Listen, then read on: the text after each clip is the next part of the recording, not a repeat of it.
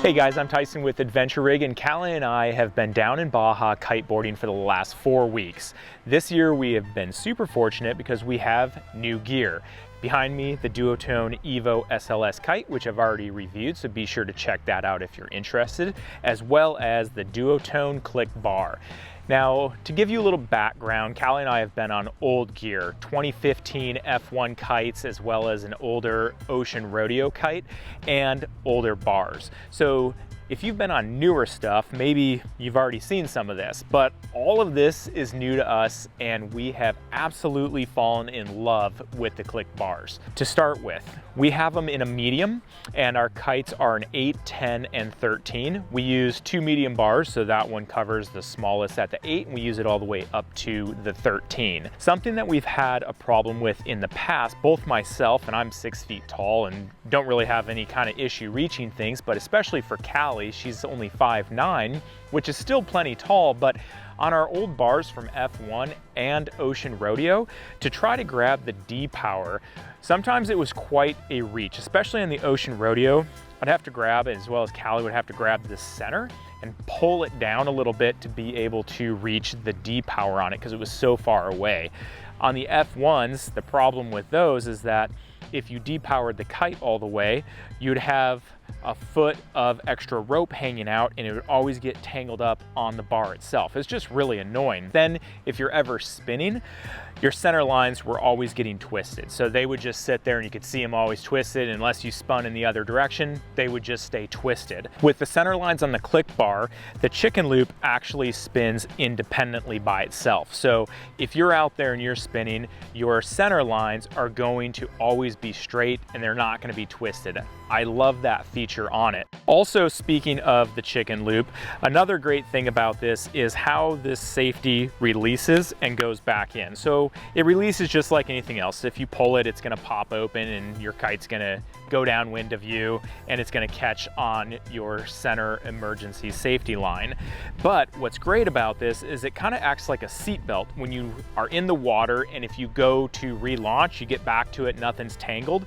You can grab this and all you have to do is click it back in and it's ready to go. You're ready to relaunch. There's no fumbling with anything inside of your chicken loop here, which on our old kites we did have that. So this is new to us and it's awesome. We wouldn't want to have it any other way at this point. Now you can get different chicken loops for the bar. So if you wanted one that was bigger for surfing, freestyle, hooked, unhooked, whatever, you can get different chicken loops that suit your style. Now, the biggest thing about the bar, the Click bar, this is how the bar is powered and depowered. It all happens right here on the end of the bar. If you want to power the kite up, you simply twist this 180 degrees and it kind of clicks into place. And then you twist it another 180 degrees and that's powering the kite up. If you want to depower it, you just simply push this button in the center and you give it one click and it clicks and it's starting to depower. Now on the bar, as it's facing you and you're kiting, you actually have this orange indicator that is moving along the bar through this window. So you can see that if it's either fully powered, depowered, somewhere in the middle, but you can constantly track that to easily see where you are. Great thing about all of this is that with our old kites, trying to get it into a certain position, so maybe we only wanted to be half powered, the cleat on it wasn't the easiest to get into position with the depower line. So if I grabbed the line and maybe only wanted half depower, to try to get it into the cleat was kind of a pain in the butt. Sometimes you'd be riding and it would just pop out on its own. Again, a little bit older gear, but that's what it was doing for us. I also wasn't sure how Callie would like this system. In my mind, we'd never used anything like this, and I thought maybe she's gonna hate this because it's gonna be too cumbersome for her to grab right here and twist and push, and she's just gonna think, well, I don't know where I am. I like to just look in the center and see exactly where I'm at on power.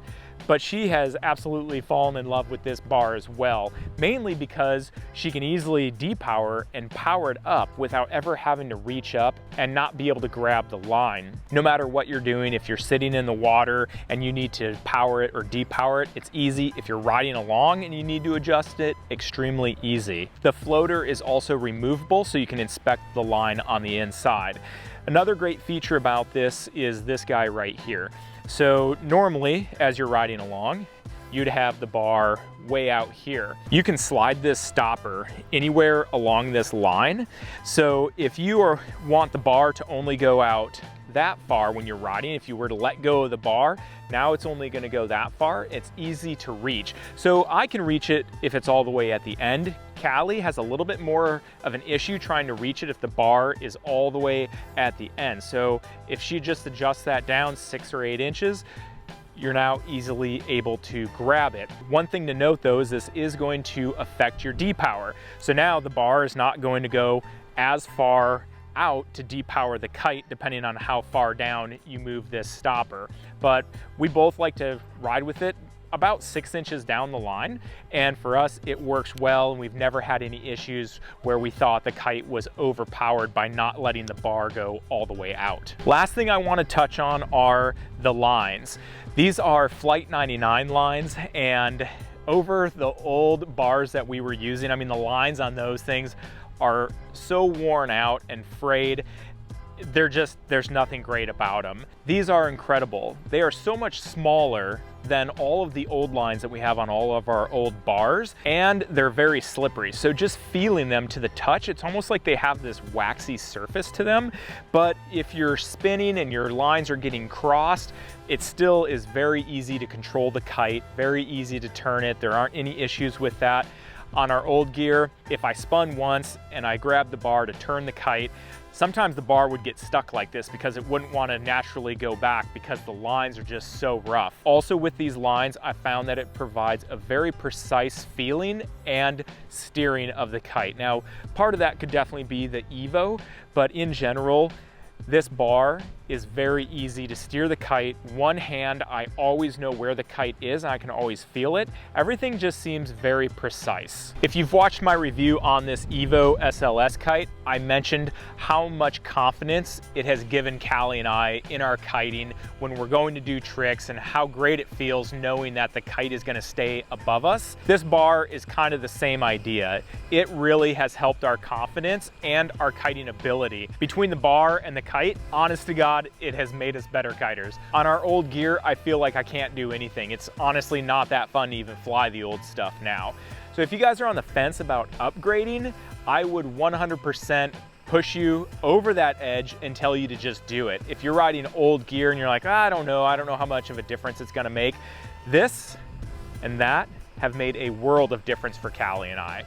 Again, this is made by Duotone. It's the click bar, and this was a review by kind of just a mediocre kiter. I'm not great by any means. Callie and I are both kind of working on back rolls, one-handed transitions, dragging a hand, back rolling, nothing special. But I love this bar, and you don't need to be a professional to get all of the benefits that the pros are getting out of it. If you guys have any questions, please leave them in the comments section below and I'll get back to you. If you're wondering where we are or what we're up to, find us on Instagram and Facebook at Adventure Rig. Thanks again for watching. I'm Tyson with Adventure Rig.